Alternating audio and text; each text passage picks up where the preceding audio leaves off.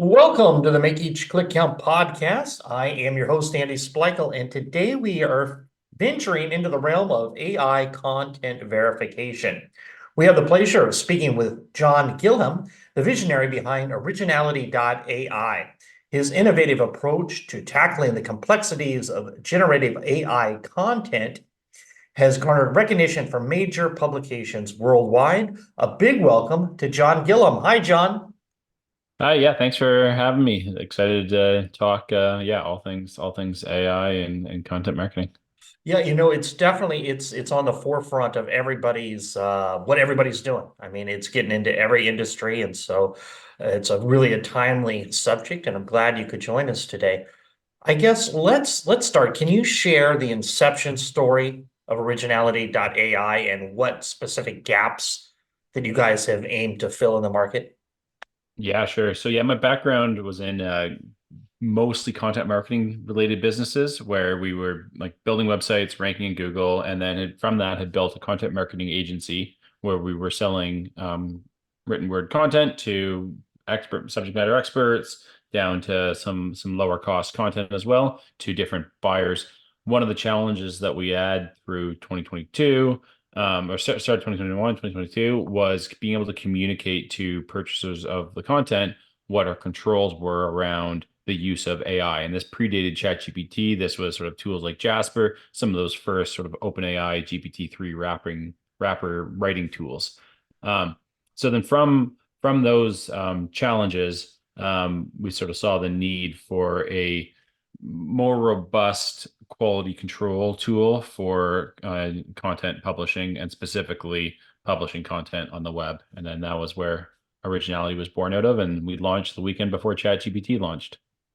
So, I mean, I guess that's good timing, for sure. But I mean, how big is the problem with, plagiarism and AI content generated? I mean, I don't know if people even realize, at least some people don't realize that there's a problem out there. Yeah, it's still shocking how deep into this we are. First few months I understood why that some people weren't aware. Um, it's shocking when people say like, "Oh, we know our writers don't use AI," and then we run an analysis and say, it is statistically impossible that we can get these results for the amount of AI that's on your site, and your writers haven't used AI. It's I would say if there's a place that is publishing content, um, and they don't have mitigating steps in place, AI content, whether they're okay with that, maybe they're not okay with that, reasonable decisions on both ends. But there's simply, I think, no place where written word is showing up and AI is not infiltrating that. So, what's the technology? I mean, how are you able to detect if AI is being used? How does your system work? Yeah, so the sort of the simple explanation is like we're the good Terminator, like sort of like Terminator posts in like movie two, so able to identify other Terminators. So it's our own AI that's been trained supervised learning on at this point millions of records of known human content, so human text that predated 2019, and then millions of copies of AI generated content, and then it learns to tell the difference between the two. And that's what AI is, really exceptional at, is being able to like connect dots that humans are great at thinking they can see patterns. AI is great at seeing patterns. And I mean, what's the problem with it? I guess if you are hiring a writer who's using some AI generated content, why should somebody Why do be we care? concerned? Yeah, two reasons. First is sort of just like a general fairness. If you're happy to pay a writer $100 an article, $1,000 an article, whatever it might be, you're not super happy to find out that they copied and pasted it out of ChatGPT in 5 seconds. So that sort of like if you're okay with publishing AI content, then you also want to be the one that receives the efficiency value of that. So that's kind of step one. Second reason is, and probably the sort of the one that gets most people sort of excited and to open to debate about it is Google's view on AI generated content. Um, in my view, and I think in a lot of publishers' view, AI generated content is a greater risk. Publishing AI generated content is a greater risk in the eyes of Google. And that is risk that you want to be the one that is accepting if you're publishing AI generated content, not the writer's decision. I mean, the sort of logic around the risk from Google, and we've seen some studies that, and we've done our own studies that sort of validate this, but it is an existential threat to Google. If Google search results are nothing but AI generated content, then people will just go to the AI. That might be Google with its SGE. But if the search results are nothing but AI, people will just go to the AI. And so Google is now needing to fight this AI spam onslaught that they're receiving, and they're fighting back against that AI spam. And I think innocent sites that didn't think they were using AI, that didn't think their writers were using AI, actually were, and got caught up in the March 5th manual action update. So I'm sorry, what update were you referring to?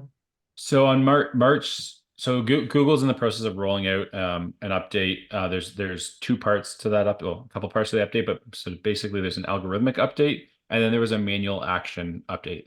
That manual action was where they had gone and, based on the 75,000 websites that we had looked at, they had de-indexed 2% of those websites.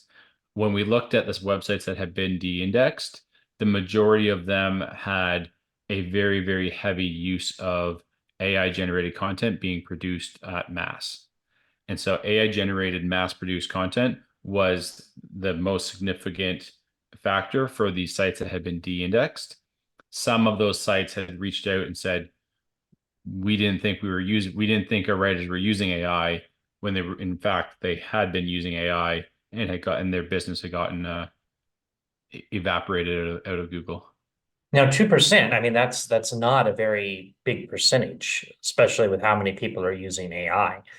Is that going to change in the future, you think? Is it going to be more that Google's going to look at? So I think, our takeaway from, so we did that study looking at the sites that had a manual action applied to them, and then we saw 2% of the sites that we had looked at being de-indexed. And then we also looked at what is the percent of AI content within Google search results. And what we saw was that even with that sort of, to your point, only 2% of sites being de-indexed, which felt like a lot of sites, but was 2%. The amount of AI in Google search results increased to a record high in March at 12%. And so I think what that tells me is that sort of Google has won the battle on March 5th, but is losing the war in terms of the amount of AI content still in its search results. And so to your question, I do think Google is struggling to deal with. Google can identify it, but is struggling to algorithmically deal with it, and is going to continue to make significant updates attacking AI spam. So, I mean, AI, I mean, it's adapting. Just the level it's adapting is mind blowing. I was talking to somebody who has an SEO program who the AI, they're using AI to write it all, and then they brings it in, and then they're using AI to reread it to see what sounds too much like AI, and then telling people to redo that piece themselves. I guess with originality AI, how are you preparing to meet the ever-changing challenges of staying up with that? Yeah, so it's one of our sort of my most fun aspects of the job is we have what we call a red team and a blue team. And so our red team is always trying to bypass detection. And then our blue team is our live model that is always trying to get better and better. And so how do we stay on top of it? We try and be the ones that are sort of beating our own model. And by doing that, we continue to improve our main models. We have a red team that's basically running around, trying every strategy, building our own custom AI models to try and bypass our own detector, and then training on that data set to continue to get better and better. So can you explain the user experience of using Originality AI? Yeah, so the majority of our users are people who have hired a writer and then are receiving a piece of content from that writer. And then they take that piece of content, put it into Originality, and then it helps ensure that piece of content meets whatever specifications and requirements that you, as the person who have hired a writer, is after. So if you've hired a writer and you told them to not use AI, Originality tells you that. I think it's table stakes for the last 15 years, 20 years. But we also have a plagiarism checker to making sure that the content hasn't been copied. We have a fact checker, which is still in beta, not working great. And then we have a readability score to help make sure in the end that that piece of content is meeting the specifications that you're after. And so that you can then take that piece of content and hit publish with confidence and with integrity, knowing that it's hasn't been copied, hasn't been AI generated, factually accurate, that working on that, and meets all the other sort of requirements that you're after. So I mean, if you're hiring somebody out, you're hiring a writer out, I absolutely can see you don't want, them to use AI, you want it to be original content. What if you are a smaller e-commerce mom and pop store just trying to improve your SEO? And you are using AI. I mean, what does Originality AI help in any way with that kind of, I mean, I guess is there a score on how detectable the AI is or anything like that? Yes. So it gives you a probability of the chance that that document was created by AI. We do have a lot of users that use our platform to try and, if they feel like if they can trick the originality, then they can trick Google. We don't love that. We don't think that use case makes a lot of, although, it drives up usage on our platform. We don't recommend our platform to be used for that reason. If you've used AI, you're happy with that decision to use AI generated content. That's great. That's your decision. I think there's risk associated with that. But if the benefits outweigh the costs, go for it. I have websites where I've used AI. They were impacted this past month, but um, and our platform still can be helpful in again making sure things aren't plagiarized, fact checking, and ensuring readability score is where you want it to be. And then we have some other features in the works as well. But yeah, if you're using AI, great. Working to try and trick an AI detector so that by extension you're potentially tricking Google. I don't love that use case. Some people know. I've had this conversation with people, and they've still chosen to use it in that capacity. So with your journey with Originality AI, what have been some of your most surprising findings regarding AI generated content? Um, and we talked about this a bit. Like my background was in this world of web publishing, SEO, content marketing. I've been surprised at the pervasiveness of AI has, polluted is too strong of a word, but it has gotten everywhere. We look at reviews, it's there. We look at books being published, it's there. We look at patents, we look at journal articles. It is everywhere, and the societal view on where it is acceptable to have generative AI and not is not well defined. I think we can all agree that we probably don't want to read Amazon reviews and then find out that they were all AI generated Amazon reviews. I think that's a pretty clear. We're not happy as a society if all reviews that we see online are AI generated and we can't trust them. And so that's been the surprise, is just the pervasiveness of it and how it is just spreading everywhere. Yeah, no, I can see that. Are there anything in the works? I mean, Amazon, I think I'm surprised they don't have an AI detector, or I guess what laws do you see coming out or guidelines in that where AI won't be allowed? Yeah, I think I, so I think it's not safe to say that some of those companies don't have detectors. I think they may. Uh, and a lot of companies, we've seen Medium 2 days ago saying that we're for humans writing, not AI generated. We're for human stories, not AI generated stories. Google Merchant Center has said that you have to declare if your text was AI generated. Um, and Amazon has said if you've written a book, you need to declare if it was AI generated, self-declare. So I think it's companies are all making their own decisions right now on what they require from um, a user disclosure standpoint. Um, and then from a regulation standpoint, I think it's be very, very, very hard to enforce text generation. I think there's societal harm to text generation. But I think since we have as a society have sort of 30 years of not believing the information you read on the internet at face value, that we have sort of this history of like, okay, you got to like validate some information before we just believe it. And so like it's hard to have text be as consequential as I think there are some significant societal costs to images and video, and I think political costs. And so I think the sort of those that are responsible for making the laws, aka the politicians, are more fearful of AI generated text, AI generated image and video deepfakes. And so I think that's where we're going to see some regulation. Now, are there any business books out there or thought leaders that you can that have significantly influenced your perspective on AI or ethics and technology?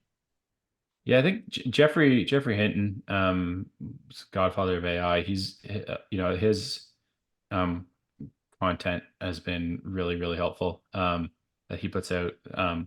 It's a interesting space where Sam Altman's views on both sort of alignment, um, and pushing product to market, I think has been interesting. Um, and influential. It's an interesting space where a lot of the leaders of many of the most important companies in AI have been sort of more public than almost any other type of company, whether it be Elon uh, or Nvidia or Sam Altman. I think the amount of content that is out there from them is pretty interesting to be able to follow along. Now, back to Originality AI.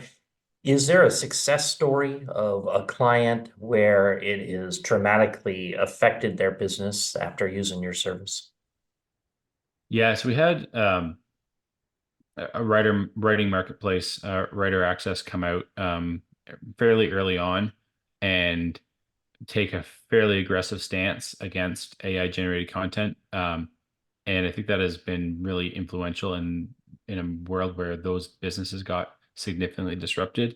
They were able to, I think, have a really that sort of strong positioning, leveraging our technology to ensure that they could provide some transparency between the writer and the client. I think has really helped their business continue to grab market share in a volatile time for them.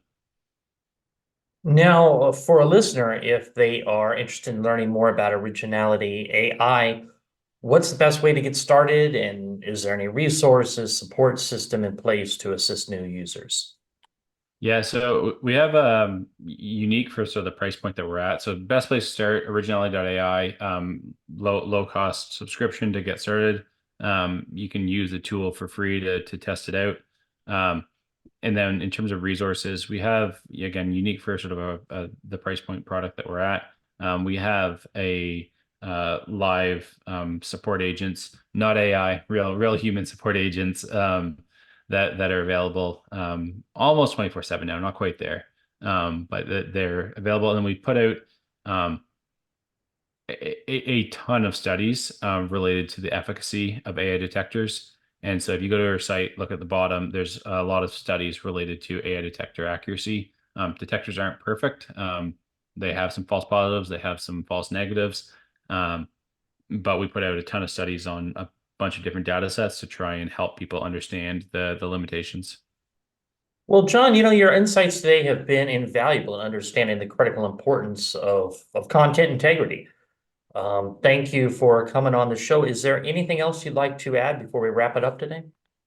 No, so appreciate the opportunity to talk about this topic. I think it's significantly important for all of us that are sort of playing on the web right now. All right. Well, listeners, we've delved into the heart of AI content verification today with Jon Gillham. We've uncovered the power of Originality AI and maintaining integrity of digital content. If you want to learn more about their innovative solutions, head on over to Originality AI. Remember, the authenticity of your content shapes the trust of your audience. Thank you for tuning in to the Make Each Click Count podcast. I hope you enjoyed this episode. If you did, please go on over to Apple Podcast and leave us an honest review. That's it for today. Remember to stay safe, keep healthy, and happy marketing. I'll talk to you in the next episode.